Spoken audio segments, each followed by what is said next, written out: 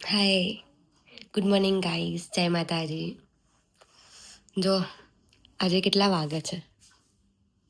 10, 10:30 થઈ ગયા છે અને હજી હું હાલ ઉઠું છું.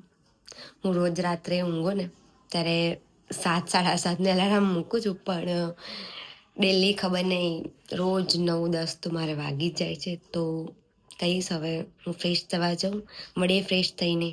Bye bye. હું ફ્રેશ થઈ લીધું, ફ્રેશ થવા ગઈ, કીધું ચાલો નહીં લઈએ, કેમ કે આજે ગામમાં મેરેજ છે તો ત્યાં બી જવાનું છે, એટલે જમવાનું તો બનાવવાનું છે નહીં. તો થોડું બીજું કામ હતું તો કામ બી પતાવી દીધું.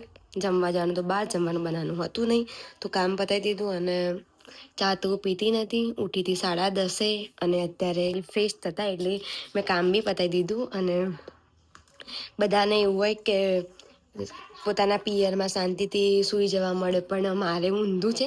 હું મારી સાસરીમાં 10, 11 વાગે ઉઠું છું શાંતિથી, અને મારા ઘરે મને 7:30, 8 વાગે મારી મમ્મી છે ને બૂમો પાડીને ઉઠાડી જતી હતી, ઊંઘવા દેતી જ નથી. અને હું હવે ચા કોફી તો પીતી નથી, 12 વાગ્યા એટલે કીધું હવે જ્યુસ પી લઈએ. તો હવે આ બનાના જ્યુસ બનાવું છું, તમારે પીવો હોય તો આવી જાઓ, ચાલો આપણે જ્યુસ બનાવીએ. ગાઈસ, હું ડેલી એક બનાના અને થોડા 2 સ્લાઇસ જેવા સફરજન બેને મિક્સ કરીને એનો જ્યુસ પીવું છું ને એનાથી મને ઘણો સારો ફેર પડ્યો છે. કેમ કે જેમ દિવસ જાય એમ હું પતલી થતી જઈ રહી હતી, તો હવે થોડું બોડી ઉપર ધ્યાન આપવા માટે મેં જ્યુસ બનાવી લીધો છે, પણ પીવાનો બાકી રાખ્યો.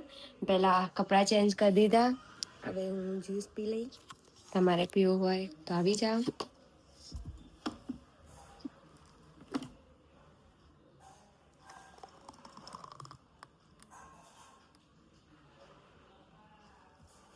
તમારે બી પીવો હોય તો આવી જાઓ બધા. Banana juice. મેં બી આ પહેલો વ્લોગ છે મારો, તો ગાઈઝ પ્લીઝ મને સપોર્ટ કરજો, લાઈક કરજો, શેર કરજો અને સબસ્ક્રાઈબ કરજો. હા તો પછી મારા જેઠાણી છે, એ સાડી પહેરો અને હું ડ્રેસ પહેરું અને અમે જઈએ છીએ હવે જમવા.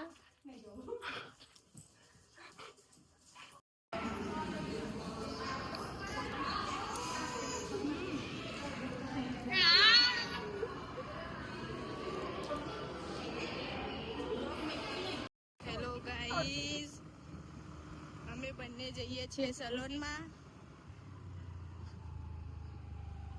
ગાઈઝ, અમે પાછા વળી ગયા છીએ કેમ કે સલોન બધા બંધ છે. અમારા નસીબ નથી એટલે. ગાઈઝ, તો અમે ગયા હતા સલૂનમાં, પણ ખબર નહીં આજે અમારા નસીબ નહોતા સારા. હું અને મારી નણંદ બંને ગયા હતા. તો પહેલાં હું જ્યાં જઉં છું ત્યાં ફોન કર્યો, ત્યાં બી આજે હાઉસફુલ છે. તો અમે કીધું ચલો કાલે મેરેજ છે તો મેરેજમાં જવાનું હતું, તો આજે જવું જરૂરી હતું. પણ આજે ગયા તો મોસ્ટલી બધા જ સલૂન બંધ હતા. અપોઇન્ટમેન્ટ લીધી છે હું જ્યાં જઉં છું ત્યાં. હવે સાંજે ત્યાં જવાનું છે, મળીએ ગાઈસ પછી.